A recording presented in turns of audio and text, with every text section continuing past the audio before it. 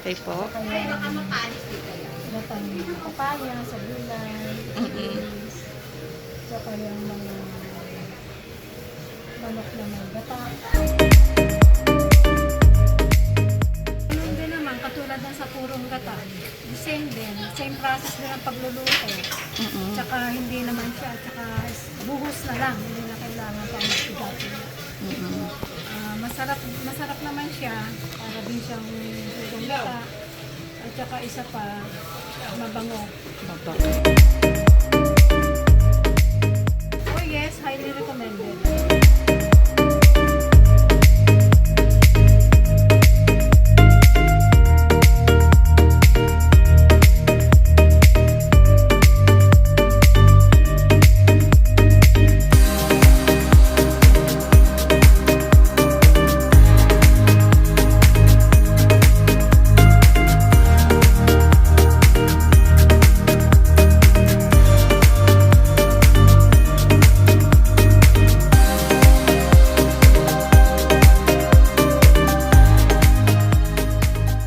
Masarap.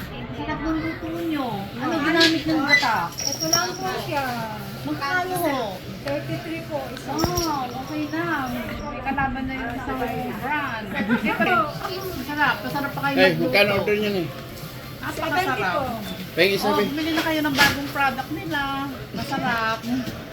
Thank you. Thank you. Parang ano, natural. Yummy.